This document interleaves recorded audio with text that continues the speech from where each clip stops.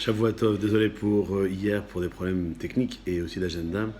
Nous n'avons pas pu avoir la possibilité de faire cet enregistrement et nous allons faire deux aujourd'hui, en ce lundi 20 janvier 2020. Cette fois-ci, ce premier enregistrement c'est pour la paracha et nous verrons une halakha dans une seconde vidéo.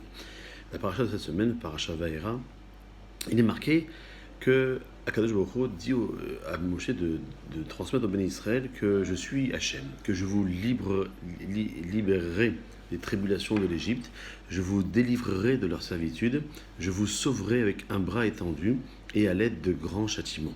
Je vous prendrai pour moi comme peuple et je serai votre Dieu. Et vous saurez que je suis Hachem, que votre Dieu, qui vous libère des tribulations de l'Égypte.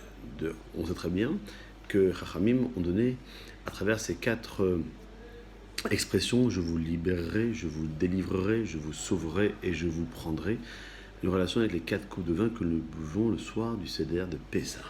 Chachamim pose la question, si les deux premiers termes, je vous libérerai et je vous délivrerai, contiennent une notion de libération, de souffrance endurée par les travaux forcés en Égypte, la troisième expression qui est je vous sauverai donnera aussi cette notion de délivrance.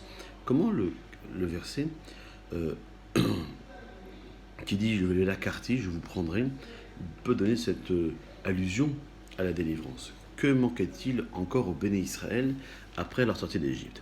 Chachamim de répondre que, comme le rapporte au nom du Sforno, un grand commentateur, que Kadosh Baruch Hu a acquis les Béné Israël lorsqu'ils ont reçu la Torah au mont Sinaï. C'était là la dernière étape de la délivrance finale, et c'est ce que rapporte la Mishnah dans le traité Pesachim, jusqu'au troisième verre de vin, le soir du Seder. On peut encore boire, mais entre le troisième et le quatrième, donc à la fin du Birkat Hamazon et avant de commencer le Hallel dans le Seder, c'est interdit de peur que l'on s'enivre. Et Chachamim m'explique, étant donné que comme ces quatre vers sont en relation avec les quatre étapes de la libération, l'homme pourra boire du vin et même se griser de la délivrance après la première ou la deuxième coupe.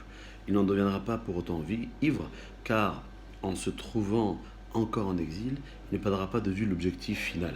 Ce n'est qu'après être sorti d'Égypte et avant le don de la Torah, où l'homme pourrait alors penser qu'il a atteint le but et qu'il oublierait l'essentiel, qui est la quatrième étape de la délivrance, lorsque Akadosh Baruch Hu fera l'acquisition du peuple d'Israël en leur donnant la Torah. C'est pourquoi, afin d'être pleinement conscient de ce bienfait, il est interdit de boire entre la troisième et quatrième coupe de vin le soir de Pessah.